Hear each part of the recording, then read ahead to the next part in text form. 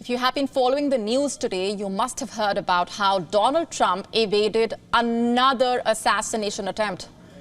But what do we know about the man who dared to undertake such an attack? Why did he want to shoot the former president?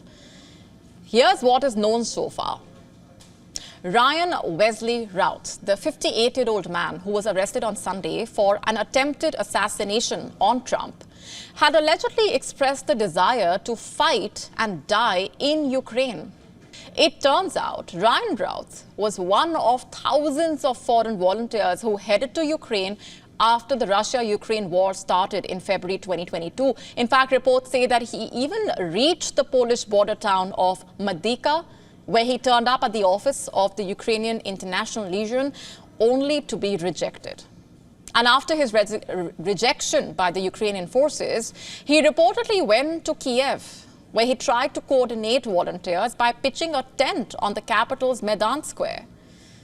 His views and political activity are now being examined for clues as to the possible motivation behind the attack on the US presidential candidate. The focus is currently on his activity online. His post on the platform X, formerly Twitter, revealed a penchant for violent rhetoric. In the early weeks of the Russia-Ukraine war, he wrote on X, and I'm quoting, "I'm willing to fly to Krakow and go to the border of Ukraine to volunteer and fight and die." A former contractor from Greensboro, North Carolina, he was interviewed by the New York Times in 2023 for an article about Americans volunteering to aid the war effort in Ukraine. Routh, who had zero military experience, said he had traveled to Ukraine. He said he wanted to recruit Afghan soldiers to fight there. He said he had planned to move them from Pakistan and Iran to Ukraine. It's not clear whether he followed through. But wait, there is more here. On the messaging application Signal, Routh's profile, bio, read, I'm quoting, "Civilians must change this war and prevent future wars." On WhatsApp, his bio read, "Each one of us must do our part daily in the smallest steps, help support human rights, freedom and democracy. We each must help the Chinese," quote unquote. What's more, in a video interview posted by Newsweek Romania in June 2022, he aimed to help recruit foreign fighters to Kiev's cause. My initial goal was to come and fight. I think, everybody around the globe should be motivated to come here and support the Ukrainians and support the army, no matter what gender, age, anything. Everybody should be here supporting the army. In total, 3 social media accounts bearing his name suggest he was an avid supporter of Ukraine. Still, the question remains, why Trump? And what exactly did Routh hope to achieve? Could his social media provide some clues? In a post on X on the 22nd of April, he slammed Republican presidential candidate Donald Trump. He said, and I'm quoting, "Democracy is on the ballot and we cannot afford to lose." A similar slogan has been commonly used by President Joe Biden and Vice President Kamala Harris. Routh, in his social media post, urged President Biden, when he was running for re-election, to center his campaign on preserving America's democracy and freedom. He also accused Trump of seeking to, quote-unquote, enslave Americans under a master.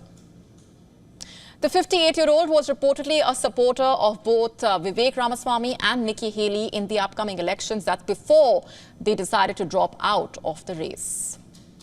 When he was arrested, authorities recovered an AK-47 style assault rifle, a scope, 2 backpacks, and a GoPro device at the scene. Officials stated that the gunman was approximately 300 to 500 yards away from Trump at the time of the incident. Shockingly, the incident came just 2 months after an earlier assassination attempt on Donald Trump in Pennsylvania. The former president, remember, was shot in the ear during that campaign rally. Responding to the story, Russia seemed to imply there was a link between the assassination attempt and America's support for Ukraine. The Kremlin, in fact, said that the Ukrainian links of the alleged shooter showed that playing with fire had consequences. The Kremlin spokesman, Dmitry Peskov, said, and I'm quoting, It's not the US who should be thinking. It is the US intelligence services who should be thinking. In any case, playing with fire has its consequences. The comment was a clear reference to America's support of Ukraine. What was Ukraine's response, you're asking? Well, Kiev on Monday denied links to the man. Ukrainian officials said they had nothing to do with him and instead accused Moscow of seizing on the opportunity for propaganda. With just over 7 weeks to go for the US election, the second attempt on Donald Trump's life highlights the challenge of keeping the presidential candidate safe in a rather tense campaign. Trump's election opponent, Vice President Kamala Harris, said on the platform X, violence has no place in America. Meanwhile, President Biden directed his team to ensure the Secret Service has the resources that it needs to ensure Trump's safety. To stay up to speed with the latest news, download the WION app and subscribe to our YouTube channel.